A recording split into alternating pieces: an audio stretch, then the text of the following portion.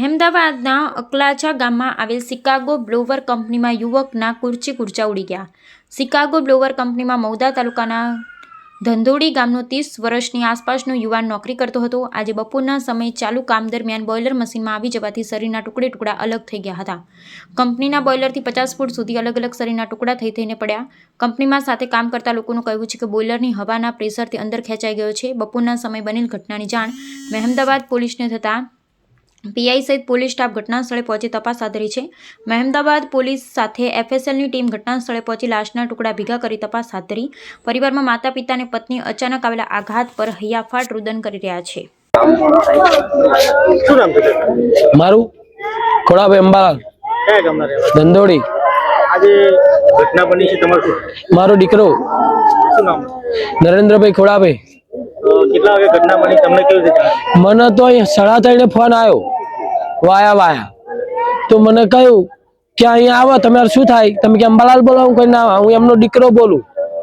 તો મને કે તમારે શું થાય? હું કહીએ નરેન્દ્ર તમારે શું થાય? મારો દીકરો થાય કે તમે ખોડાભાઈ બોલો? હું કઈ ખોડાભાઈ બોલું। તોય મને એવું કહ્યું નથી, કોઈ મને કશું કહ્યું નહીં। અહીંયા આયા પછી આ બધું પબ્લિક બેહી રહ્યું હતું, એ બધા મેં બધાને પૂછ્યું કે ભાઈ કઈ કોઈને જવાબ આપ્યો નથી। કે અહીં મશીનમાં ઝપટાઈ ગયા, મશીન એ કરતો હું કઈ પણ ઝપટાઈ ગયા તો એની માહિતી ત્યાં કે તો પંખો જેવો આવે, મારા છોકરાના પગ તો ઠેઠ પડ્યા છે। મારે જીવનમાં કરવું શું?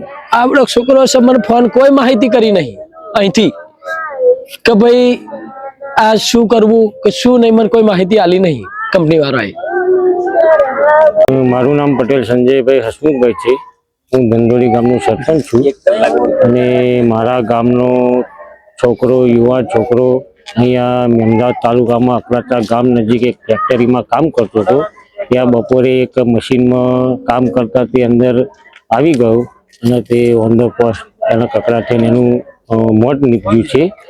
અને મહેમદાવાદ પોલીસ આવી ગઈ છે અહીંયા અને મૌદાઈ પોલીસ આવી ગઈ છે, હવે કાર્યવાહી કરે છે।